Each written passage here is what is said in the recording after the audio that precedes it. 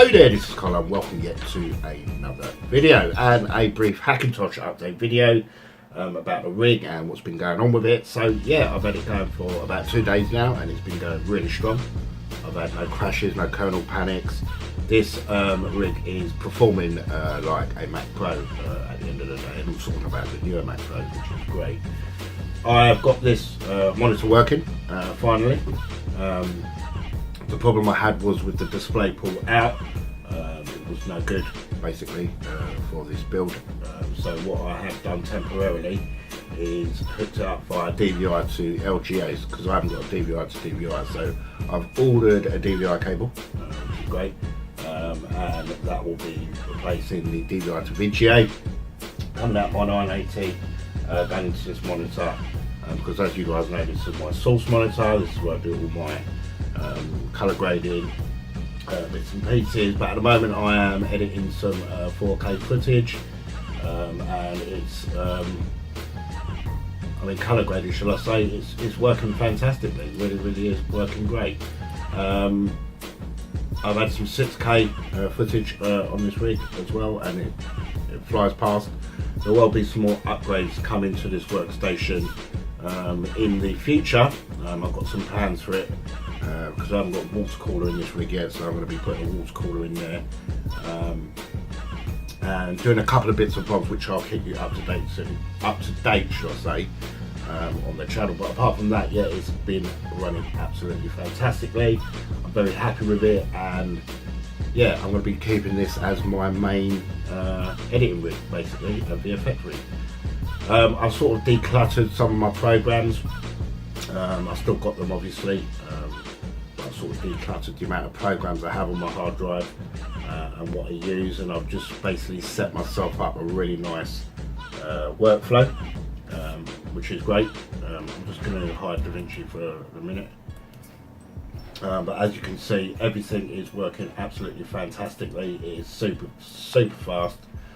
I've invested in the new FinalCut Pro, which I'm trying to get my head around at the moment, because they've changed yet again more stuff within the program. So, you know, the way it's sort of laid out, you know, opening panels, closing panels, the way it operates on dual displays, so on and so on. So that is a bit tedious and that is a bit annoying, because I use, when I'm on a Mac, or I've had Macs in the past, I've always used FinalCut Pro to do some very light video editing, you know, edit some vlogs, and certain types of videos for the channel, so on and so on. So for me to sort of open up, I'll open it up now for you guys, this FinalCut Pro, this new version, which has had, obviously, this is 10.3, it's obviously had a remodel because of the new Mac Pro with the touch sensitive thing. See, when I used to use my open up this, I used to have, you know, my viewer on there open up. Everything really has changed in this program, which is annoying, because now I've got to get used to, you know, the way all the functions are the same. It's just the layout is not the same, and the way it looks, and you know, the way it projects itself. You know, yeah, it's a bit annoying. So it's something I've sort of got to figure out again. And obviously, if you're on, you know, time frame, my recommendation to you is don't upgrade to this version yet, because there is a learning curve again in FinalCut Pro, because there's a lot more icons. That, you know, up here is where you get your text. Up in this corner, you know, with your bits and bobs and you know, your video files. You know, I want to be able to put my, you know, my histograms over there, the same way I have in DaVinci. DaVinci's had loads of upgrades. You know, I've got the newest version of DaVinci Studio, and yeah, it's great because it set itself up exactly the way I used to have it before, which is fantastic. But this one here is FinalCut.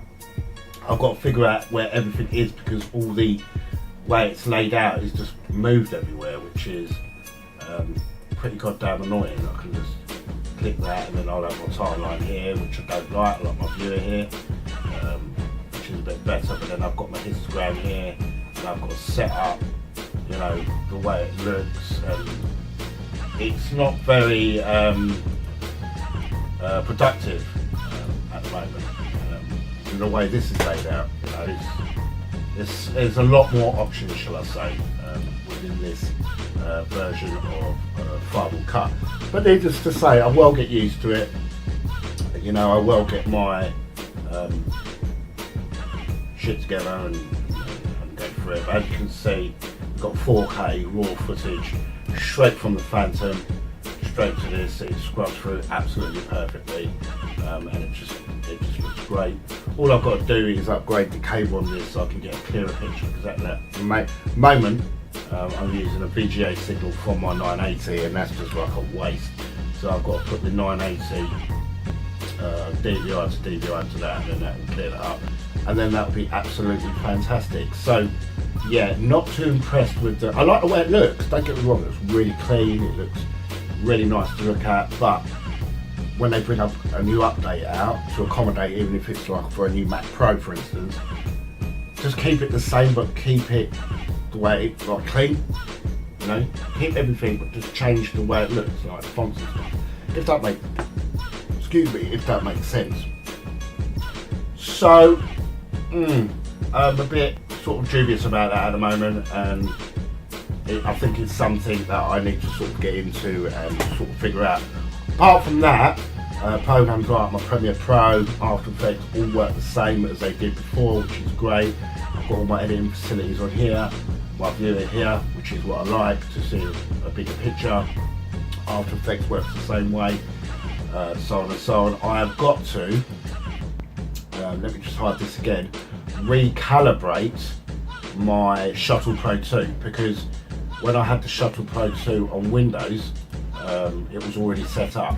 So now I've got the program here, and I've got to set it all up within this program, so I can set it to Final Cut, for instance, so on and so on. I know you probably can't see this from here, guys, which is a bit silly, but I've just got to set it all up again and just get it working the way I need to get it working. I love the way it's got iMovie 09 within the Shuttle Pro 2. This is a Pro tool, and it's got iMovie as a setting. So I'll probably do some updates to this, play around with this Shuttle Pro. It's got everything, you know, Apple Works, it's got all the programs here in this section, which you can set the original settings, shall I say, or custom, not custom settings, but default settings for them programs in general, which is fine, you know. It does the job at the end of the day. So yeah, I hope you've enjoyed this quick update, guys. That's been a bit not skew with, but sort of, I just wanted to get across to you how well this is performing. It's performing absolutely fantastic. Previous video, guys, there is a tutorial on how I made this Hackintosh possible. It gave me a lot of hell, guys. I won't lie to you, it was a bloody headache figuring all this out in order for me to do that actual tutorial. But yeah, it worked out well. I'm very happy with the stability of the machine. There's a few more upgrades I'm going to do to this machine as well. I'm going to leave it in the same case for now. I'm not going to piss about with the case. I'm just going to do a few more upgrades to the tower itself, the way I like. And yeah, it should be absolutely fantastic. As you can see, it looks good, it looks cool. It's a great workstation for video editing and visual effects, and I'm very happy with it. So as always, guys, if you have enjoyed this video, a like rating would definitely be appreciated. And as always, I will definitely catch you in the next video. Ciao, ciao.